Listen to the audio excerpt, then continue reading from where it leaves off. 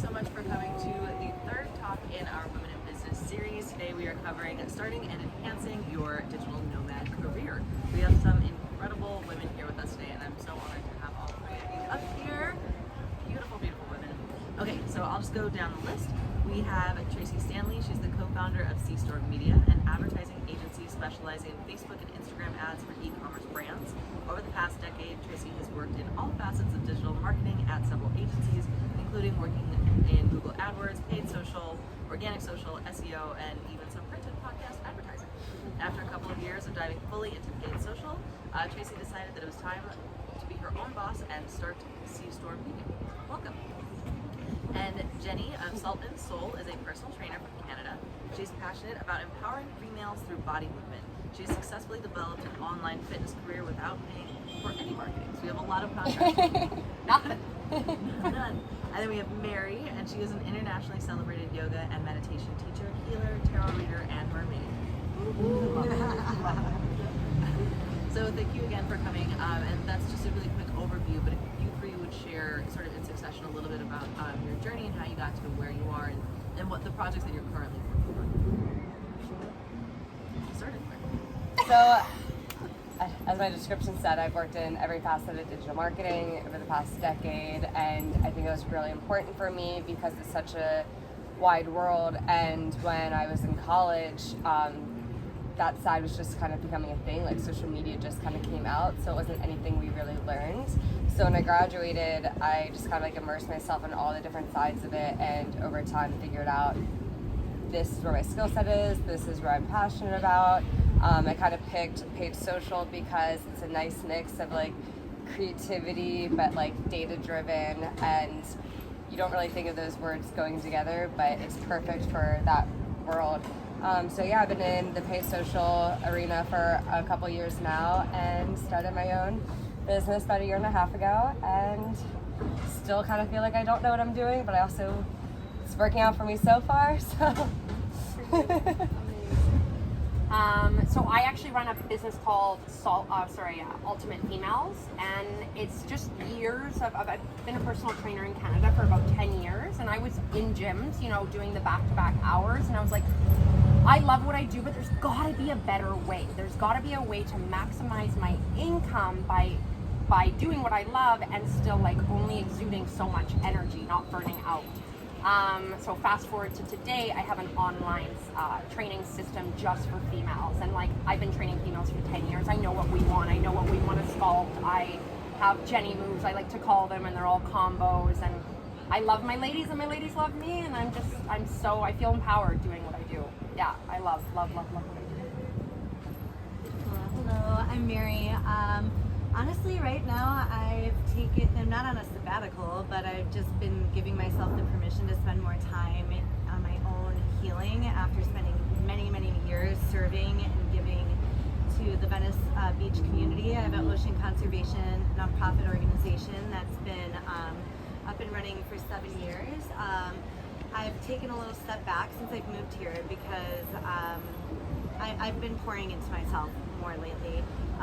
This is part of like the leap of coming here and just the ultimate permission that it's really okay to step aside from trying to succeed my way out of the trauma that I've had in my life, which I think most people do. I have many uber successful friends in the personal development world. I've had a very large amount of success myself. I'm fortunate to have a really nice following on Instagram, and I get a lot of gifts and things from that, and have monetized that as well. Doing some things here in the space in Selina, but honestly, I've scaled back my work a tremendous amount over the past 4 months, and I'll probably be scaling back even further in the months to come, and just I might like constantly putting a higher price point on everything that I'm doing so I can do less and expect more because there has to come a point in time where you understand that after being 20 years in an industry and investing in yourself, hundreds of thousands of dollars of your own assets to develop, that there has to come a point in time where you can say, I have everything that it takes and more to travel and to not really needing anything but me wherever I go. truth of where I'm at right now. I'm sure that through the investment in time and personal healing will exponentially benefit and serve others. But right now, I'm very much so more internally and inwardly focused. Thank all three of you for sharing. I know we have a lot to unpack here, so I want to start with sort of broad strokes. The three of you were courageous enough to take the leap to go from having, like a regular, small to 9-to-5 salary job to digital nomads and remote workers. Can you talk a little bit about how you face that fear and trepidation of like stepping into the unknown? What did that look like for you? Do you still feel those fears, and how do you get beyond them? Definitely still have the fears. Like I said, a part of me still feels like, what am I doing?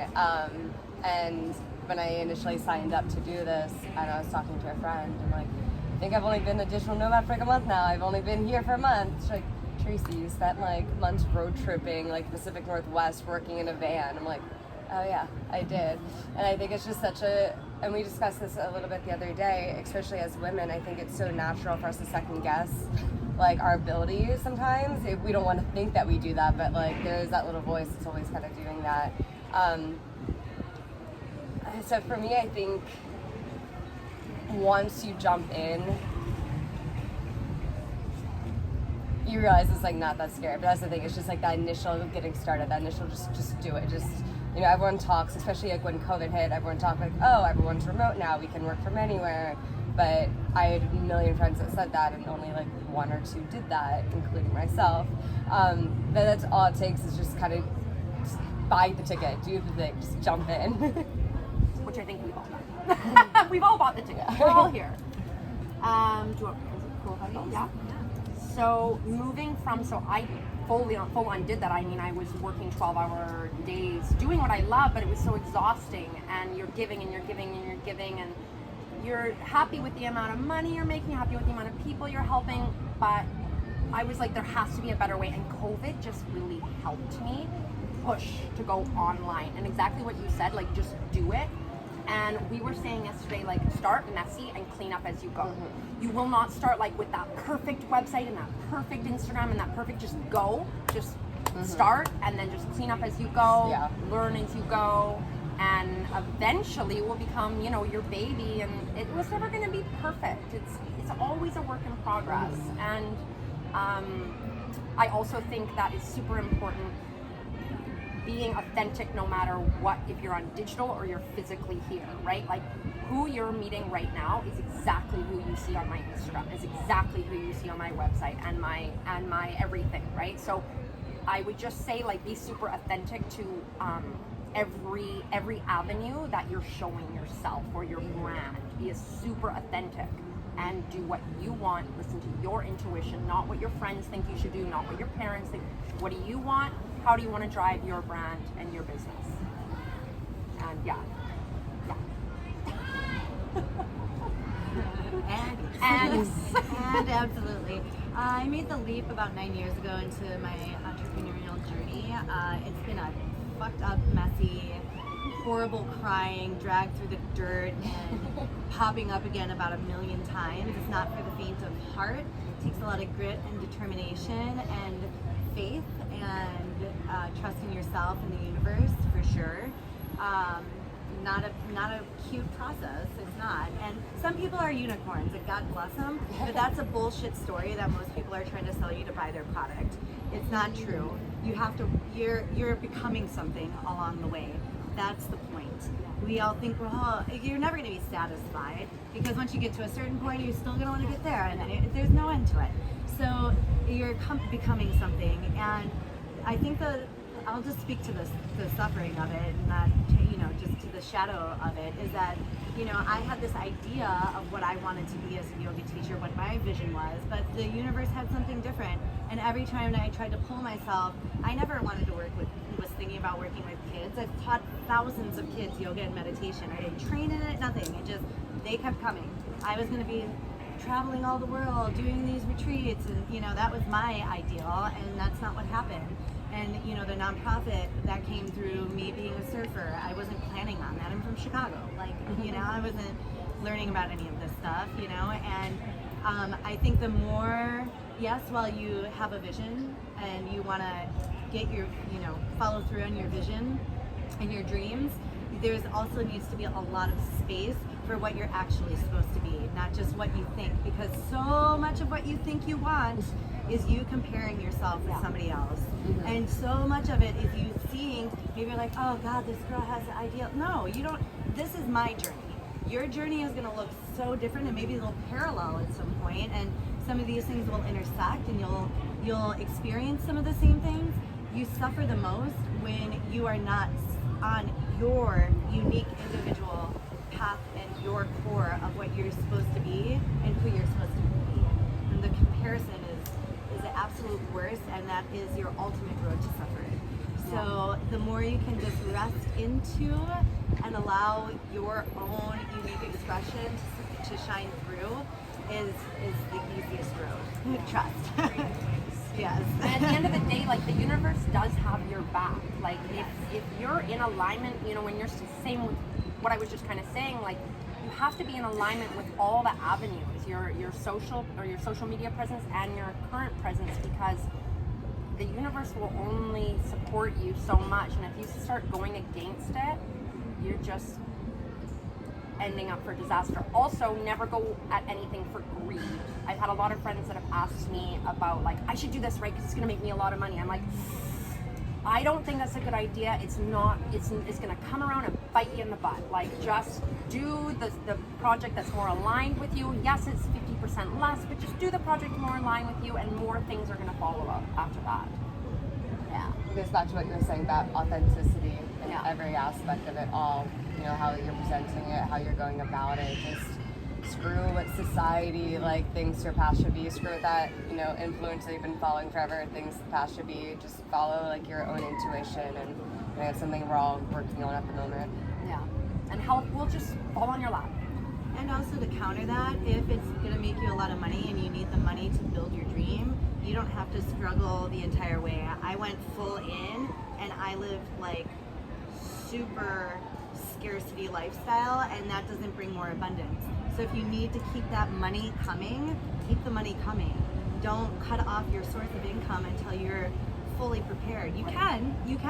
It's fine. I'm just speaking from my experience. I was in scarcity for such a long time, and that does not exude wanting to give money to you. So go for the money. I'm big into go for the money. I love it. And ask more. Go for the money. And then ask for more. Yeah. Then you're comfortable with asking. But what if the project is not in line with what That you're depends. still going to say yes? Well, that depends on if you have a good balance of you putting your heart into something, and maybe your full heart is into something, but it's giving you the money that you need to fuel that thing, well, hey, then until you're ready to make that, the fork in the road comes, then you do it, and your soul will let you know when you're in integrity and when you're not in integrity. You know, you'll know that, and then you can pivot when need be, but you know, you can dive into the world of unknown and discomfort and not knowing where that money is going to come from, and it's not going to come, and you have to still keep going, or not. I just went that way of fully going into it, and it's like, I'm only going to do what, no. That shit led to a lot of scarcity and a lot of time in scarcity. So I would say, just to be a devil's advocate, of course, that's what it's all about. Keep open to both of the options. It's going to be individual for everybody of what works. Some people can take the leap and just, they know that they're abundant, and that's fine. Some people are going to hang on to those scarcity stories and just keep getting more of the same. And there's a difference between, like, you know, taking a job or finding a way to make money that like goes against your values versus not totally aligning. Like, I'm currently taking on clients where I don't feel super connected to the product, and it definitely makes it harder, and then I work a lot slower, but it's not going against any of my core values, so I'm still okay taking those clients because I need the money. I need the clients. And eventually, once my brand gets big enough and once I have enough like testimonials, that I can be more picky about the clients I have, that I'm not going to turn away clients right now unless it's like something I'm like, that's fucked up. No. Exactly. Not telling that. That's what I say. Your soul will let soul you will know. let you Your know. Your intuition. integrity Trust will it. let you know what that looks like for you. And there's no judgment either way. That could be sex work, and it could be anything. Like, no judgment. Whatever that means for you. Absolutely. So oftentimes when we talk about digital nomad careers or remote work, we think of people who are coding or who are like in graphic design, and it's very insular and isolated. What I think is really incredible about what the three of you are doing is that you're blending both the physical and the digital worlds together. Can you speak a little bit to your digital approaches and how you blend the physical and the digital, what that looks like in different places as you travel? Well, I mean, I think like this is a great start, just immersing yourself in the community like the second you get there. Like, within a good day of being here, I'm like, who do I need to know? Who do I get in touch with? Like, let's do this. And it's so funny because when I first told my parents I was coming out here, my mom's like, Tracy Lynn, you're trying to grow a business. What are you doing? I got the middle name. What are you doing? I'm like, I can still grow my business. So then I'm like, Pop, I found like a business like support group, and like she's like, okay, is your business partner okay with this? I guess. So my business partner and I have weekly meetings where we catch up on everything, and we're aligned with each other. And but yeah, I think that like just immersing yourself, and pre-COVID days, because I started my own business about half a year before COVID hit, and then you could go to coffee shops, and that was so great because you meet a bunch of other people doing the same thing. So that was a big thing that really sucked for me, like when that happened, because then I'm stuck in my tiny studio, I can't meet anyone, and that's why this is so great being here. But yeah, I think just immersing yourself. Yeah, 100%.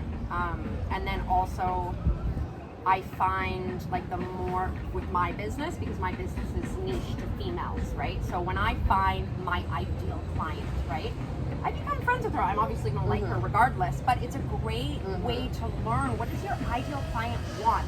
Oh, have you ever worked with a personal trainer? Cool, like how was it? So do you mind me asking a few questions about it? And everybody loves to talk about themselves and their life and stuff.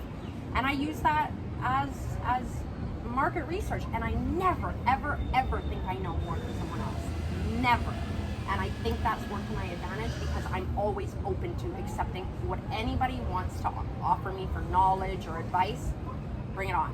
Like, I'm an open door, and I think I will always be an open door policy. And then I take those little bits and bring it in. But if it wasn't for the in-person stuff, I wouldn't be able to be successful with my particular business, just because I'm working with real women across the world, right? Well, and like you said earlier, you are really careful about keeping your in-person presence the same as your online presence, and I think that's like such a big thing. Like, social media is such a connector, and especially if you're being like super authentic with it, and you know, don't use it to educate, but use it to actually tell genuine stories and hear genuine stories and have those relationships. I think, and it shines through. That really helps. Yeah, I think merging the two is. We're lucky. We've been lucky here in Sayulita that we can actually be in close proximity and commune with one another. And I think it's just, I think both are the next thing anyways, you know? Like, some people are solely online, and that's fine, but there is something to be said about the actual human connection and being in proximity of somebody's physical space. That's special for somebody else too, who's maybe been following your work or whatever it is that you're doing.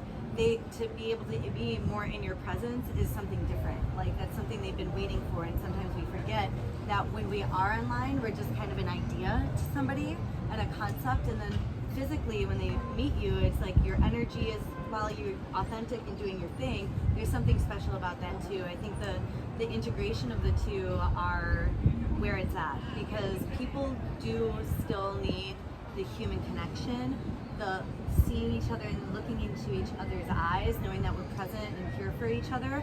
And we can't do that all the time, and we want to be traveling around the world and seeing different things, so we can also inspire people by like being all over the place too, and give some, you know, inspiration onto what it's like to be in different locations. So I think the merging of the two is really where it's at. I don't find it to be one or the other, and that's where I feel most fulfilled, is having a worldwide audience as well as, you know, deep interpersonal connections here and now where I'm at.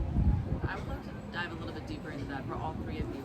When you have these communities that are really mobile, because you're in very different places all the time, what are the tools and ways that the three of you individually grow your client list and make sure that you're having meaningful and authentic communication and connections with the people who are going to be your clients?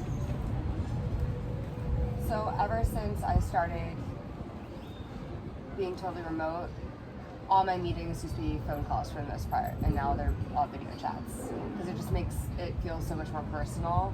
So I think that's been a big difference for me. I'm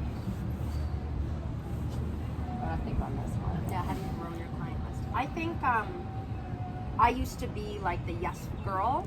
Like, yeah, I can take you on. Yeah, I can take you on. Yeah, no problem, no problem. I don't care how many hours I work. I want to help. I want to help. I want to help. And then I started becoming more selective of who I took on, at what times I took on, boundaries, you know, that word. But if you're more selective of your client list, then you can give more to that person, and then you can charge more, right? I mean, just talking about the money side, you can charge a little bit more. But a big thing for me is instead of just doing all one-on-ones, I was like, screw this, I'm creating programs. Because all these women want the same exercises. They want the same results. So I'm gonna create a program that's labeled this, and this is their goal. Your goal is something else, here you go. Your goal is something else, here's another one. So I had to work really freaking hard for, 4 or 5 months and film, edit, do all my stuff. WordPress was fun. But I just, PTSD. yeah, totally. I worked my ass off for 3-4 months, but now I have a product that I just, whoop, whoop. Like it takes, when I get a new sale, boom, there's $200, but I send click, boom, done. And I mean, I know you can go automative, but I'm just not there yet. But yeah, it's just, I think finding a product that you can sell to multiple people, because I'm a service product, is genius. It's the smartest thing I've done in my online business. Yeah. Actually, the way I think I found most of my clients so far, even though I'm a marketer, I don't market myself at all because ads for ads don't work. It's so true. It's so funny. But talk about like your community. I found so many other amazing and typically women who are in like a similar space doing different things. And then we connect and we pass leads to each other, which is amazing. So I work really closely with a couple women who do email marketing sequences, and they need someone like that can do ads, and I need someone that can do email, so we just connect. So I have actually been really blessed to have found those people very like naturally and build those connections, and almost all my clients have been either through that way or just word of mouth through my other clients. Yeah, collaborations, right? Collaborations and just finding other people that need you, like for me, a physiotherapist or a counselor that knows this client, nutritionist knows this client needs. Who can you collab with and just trade service to service and not, in my particular way, not try and put a dollar amount on it, but just like, hey, I'll send you 2, you send me 2, let's see if we can make this work. Yeah. Right now, I'm currently not building, like I said, something really, sorry, just a little lackluster. It's going to be a little lackluster, but I'm just not there. I know there's a million, I should be putting, online content, making things and selling my sleep. I just can't right now. I just literally can't even expand myself in that way in this moment because I just need more time for myself. And same thing with my nonprofit. I cannot see, I had a team of 20 people. I cannot even go there right now. It is where I'm at. In the past, it's been referral based. Honestly, I've done so many ads and so many different things. It's all been referrals. And I would prefer to work less and make more money. That's my vibe. I don't want a bunch of just like half-ass people to work with. I want a high price point and who can pay what I'm asking. And if they can't, then it's not my person, and that's okay. I'd rather not work because I don't believe in receiving unhappy money. Like if I'm not really excited about the money, I don't want the money because it's going to cause a deficit later. The money exchange it's energy. It has to feel good.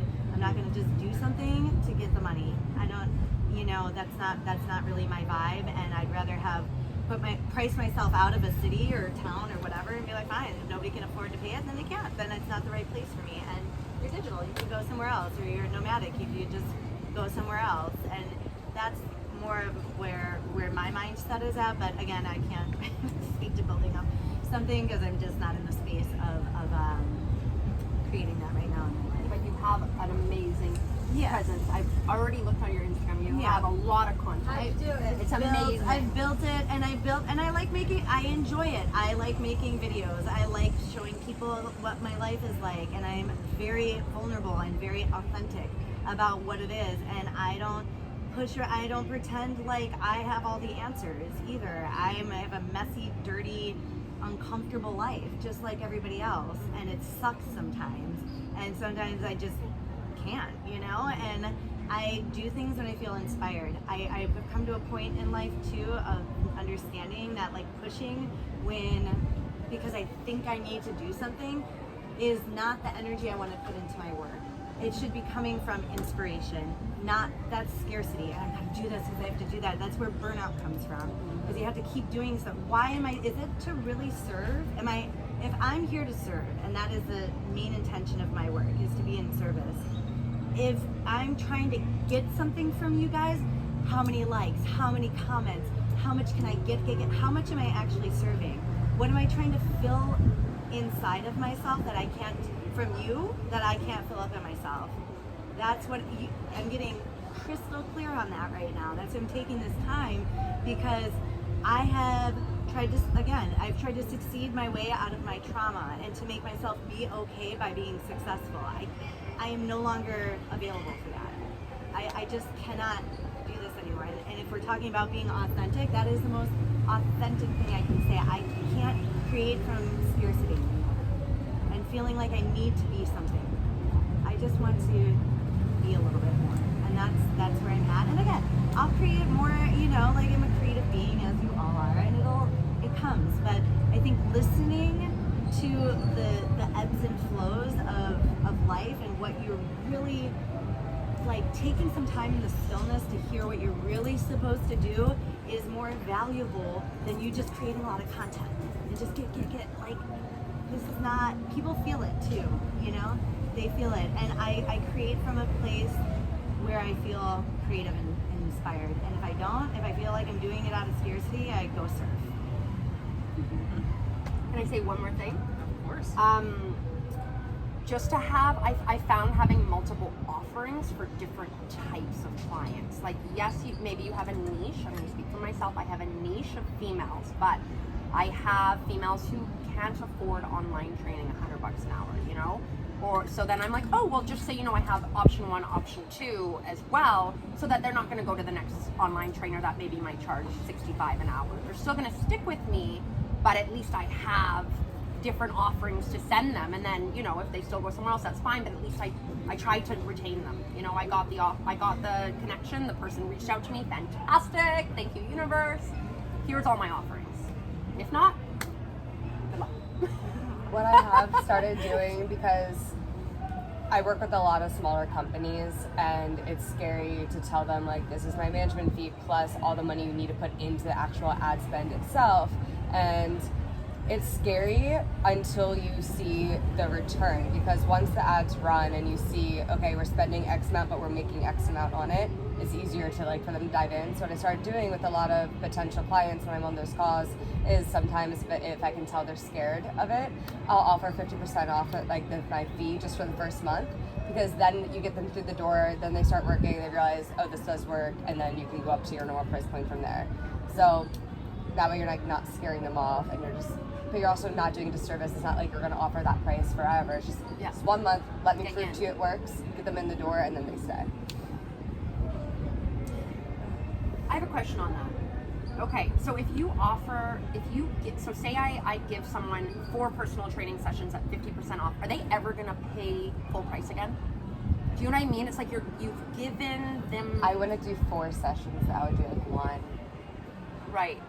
But do you think that the client will, you've done this before, right? So the client will eventually pay you full price? Yeah, I mean, they always have so far. Yeah. Because they see it's worth it. They understand at that point. They see your work and they're like, hell yeah, girl, you're worth it. Well, again, I try to mostly work with e-commerce brands who have a physical product to sell online, because, again, you see that revenue attached to it, which makes it so much easier to be like, okay, we spent, $10 for this purchase, but that purchase was the equivalent of $60, so you made $6 for every $1. Once you get those numbers and you see that, you're like, oh, okay, yeah, take my money, put it all in. Yeah. So I just have to show them that. But my management fee used to be a lot lower, and it's a lot higher now, and it's scary for people, but if you can prove it's worth it, and then even after everything, there'll still be ROI positive. So yeah, it's just kind of getting them in the door, just offering that 1 month half off. So that's my learning curve. I've only had this business myself for a year and a half, and it's been hard. I just had like a potential call, like a potential lead today I talked to, and like I've had so many of those calls, and they take up so much of my time and my energy, and I make all these proposals, and only like a small percentage of them even turn into clients. But yeah, this one little thing has made such a difference in actually getting them in and becoming clients. Food for thought for people. I'm learning. We all We're are. all learning. That's what we're doing. We're all learning to learn. So the three of you have very different approaches to digital marketing and the way that you market yourself to your clients. And what does the three of you do to really make your brand shine? It's funny because I actually don't do anything for my brand itself. I can tell you all the best practices. I know everything. I just don't do it for myself. So like I'll do it for all my clients. I'm too lazy to do it for myself. So it's something I need to work on. But that's where I was telling them I got some interns, college credit interns, who are gonna do the social for me. But I can speak to the best practices if anyone's interested. But also if you want to save that for later and you guys can talk about your personal experiences. I don't know how. Let's go personal experiences, Okay. and then we'll circle back and do best practices. Sure. Mine's super quick. It's just being authentic. Like I keep repeating, I mean, who you're meeting is exactly who you're going to see online and on all my socials and in the retreats that I do with Laura. And it's just like, I don't think humans really like fake people. I don't think that. So just be real. And the more real I've become, the more successful I've become. And I'm by no means am I like crying or in the shower or showing myself in my underwear or whatever, but I'm just like, ladies, like get off the couch, let's go. Like, you know, you gotta get moving, you know. I just talk to them like my best friend, you know, and that shows. Now they feel really connected to me because I'm talking to them like my best friend. That I just throw that, and the more authentic I've become on social media, the more successful I've become, I guess. Yeah, I think, and just doing what moves you is what the most important thing, you know, and it's in alignment with the authenticity. It's like, do what moves you and makes you feel empowered and creative and wanting to do more, because people can feel the energy that you're putting behind things. So if you're like partnering with a brand and you're not really stoked on them, and it's like, you know, it shines through and people can tell, you know, and it's important to stay authentic and also take into consideration, you know, what your audience also would want to see and what they're quote unquote consuming, right? Like you're giving them, yes, they're coming to you because they like what you're offering, and there's a consideration of like noticing, like actually, and she's like, well, you're not in your underwear. There's like people in their bikinis, my bikini photos, women and men alike have way more interactions than anything else from not just men, from women. Overwhelmingly women are more interested in seeing the bod, right? They're just like, yeah, like there's something, I think, you know, but there's an energy that goes behind that in my brand that's like to empower all kinds of bodies to just be in their body, you know. So there's just that authenticity and knowing that I'm speaking to somebody and I can share some of my most dark moments and pain that I've gone through, and that's actually speaking directly to the heart. And if it's one person out of tens of thousands of people that might see it, if one person feels seen and heard, then that's all that really matters at the end of the day. That one person that could have transformed or opened their eyes or their heart somehow. I think that's the place to come from.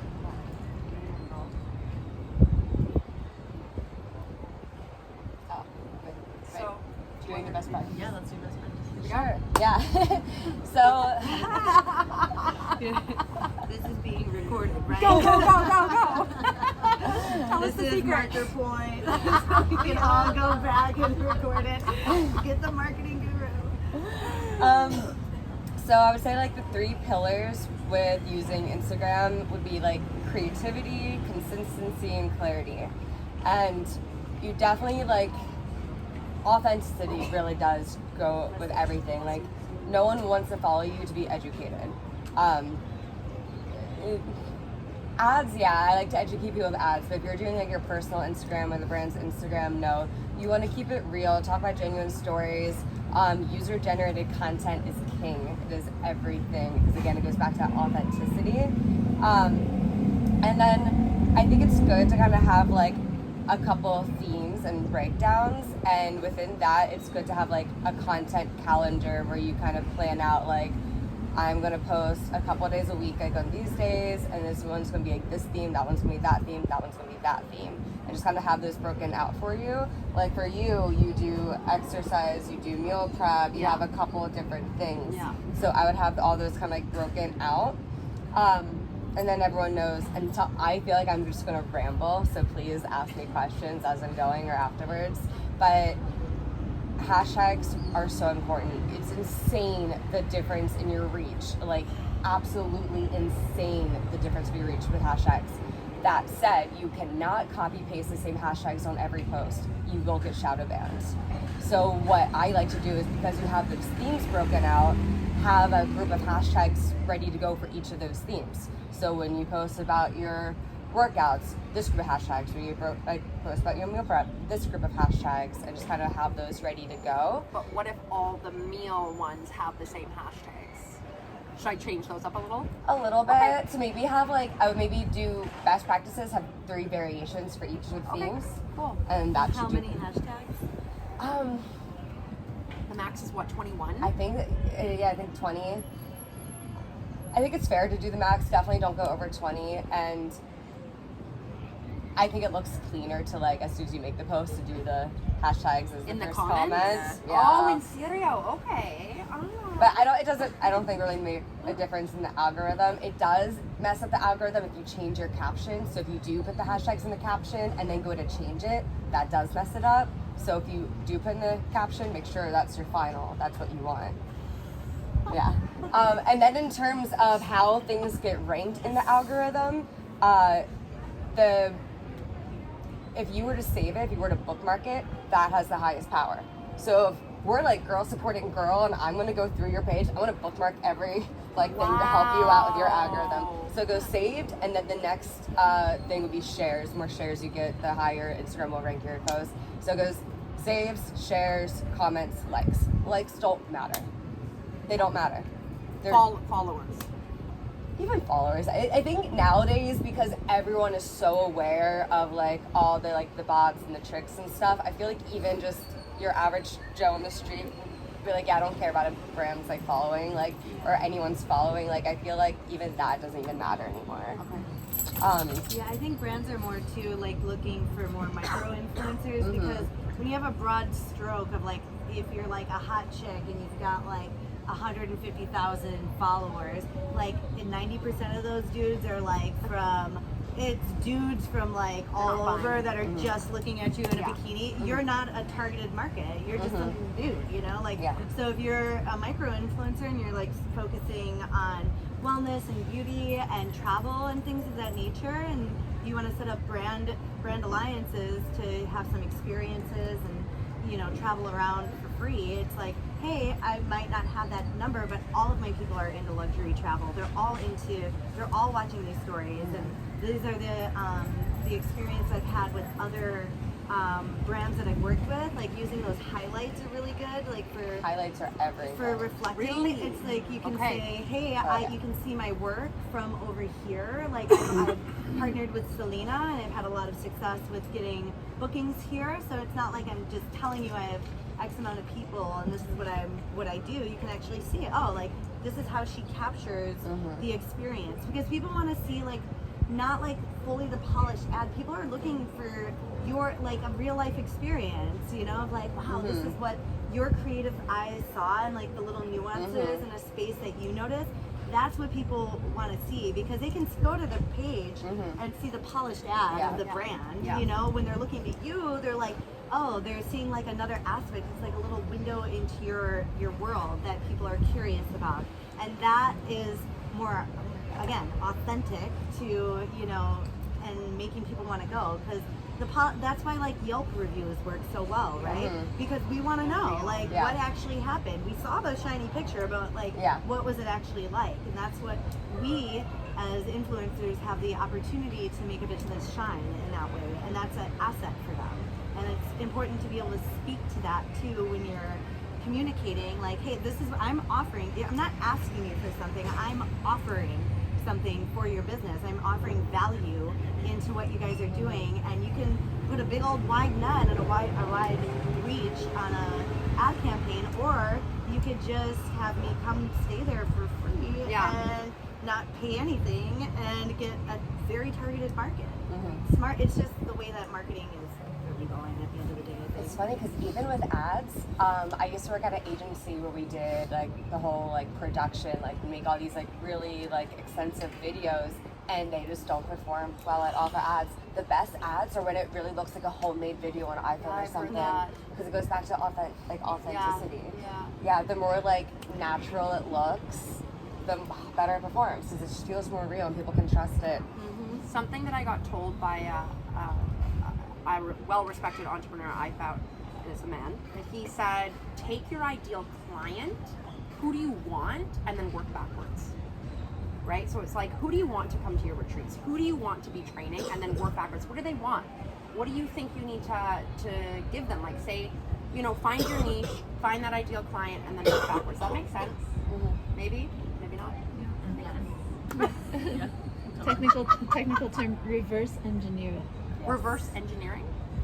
Oh. It's a good one to think about in all the aspects of it, even the social. So much wonderful content.